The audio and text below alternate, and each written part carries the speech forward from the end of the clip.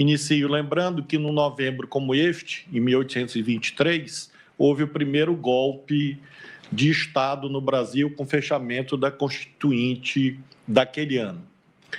E depois, sabemos bem, a ministra Carmen acabou de aludir, houve uma longa sequência e temos uma singularidade neste caso. É o primeiro julgamento judicial que se processa no Brasil em relação a golpes e contragolpes.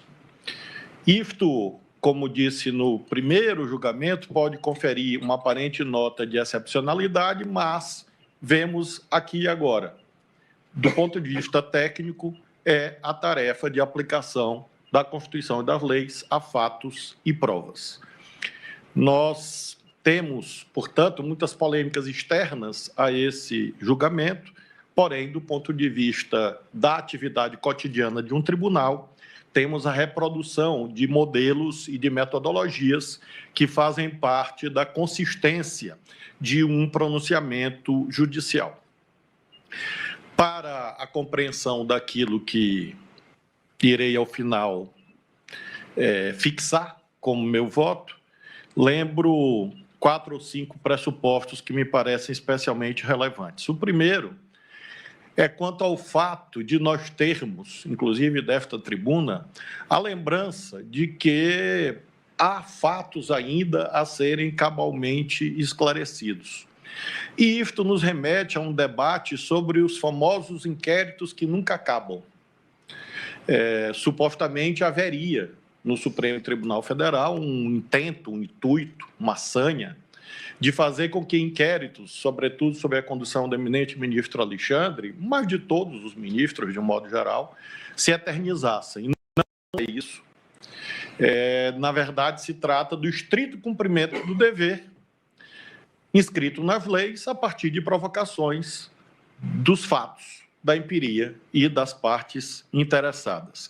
E dizem alguns, ministro Zanin, que esses supostos inquéritos que nunca acabam seriam prova de uma anomalia no Brasil, que seria um tal de um ativismo judicial.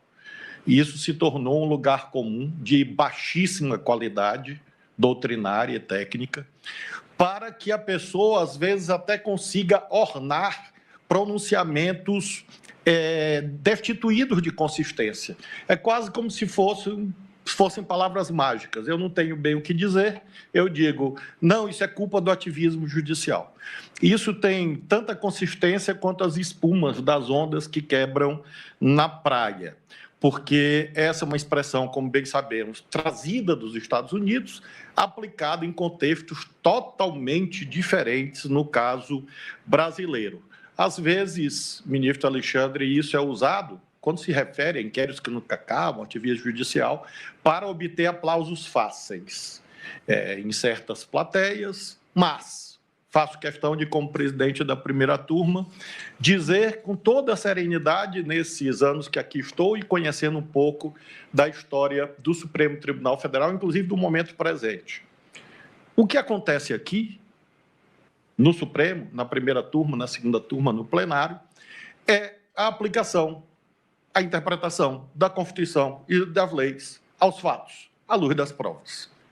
Isto, às vezes, conduz a certos segmentos satisfeitos, outros tantos insatisfeitos, e é natural que haja crítica em relação a esses pronunciamentos e uma tentativa de etiquetar para descredenciar o tribunal. E realmente, isso é algo que este julgamento prova que não tem suporte material. Essa ideia de inquéritos que nunca acabam, de ativismo judicial, de ideologização, politização e todos esses slogans que se prestam a, no fundo, tentar deslegitimar o Estado constitucional de direitos. Presidente. Pois não, ministro Alexandre. Só uma consideração, Vossa Excelência bem disse, é igual espuma na praia. Infelizmente, em alguns eventos não se tem o que falar, mas o ativismo comercial precisa que se fale do ativismo judicial. Então, nada mais é do que isso, ideológico e comercialmente, levantar algo que não existe. Obrigado, presidente. A Constituição é muito clara. O artigo 5º diz Ninguém é obrigado a fazer ou deixar de fazer algo, senão em virtude de lei. Tem que ter lei, tem que aplicar a lei. O Congresso Nacional tem que atuar, tem que deliberar e colocar as restrições próprias. E o juiz aplica a lei. O grande problema, e aqui eu já adentro na segunda questão, é querer compreender que cabe ao judiciário dar a última palavra é tranquilo. Tem a lei e eu aplico a lei como última instância na aplicação da lei. O problema é um poder dar a primeira e dar a última palavra. Criar os próprios marcos limitadores e, com a devida vênia, a maioria que se formou, na própria decisão do Marco Civil da Internet, nós criamos restrições sem lei. Isso se chama ativismo judicial. É isso, não tem outro nome. E os próprios colegas têm defendido o ativismo judicial. Eu não defendo. Eu não defendo.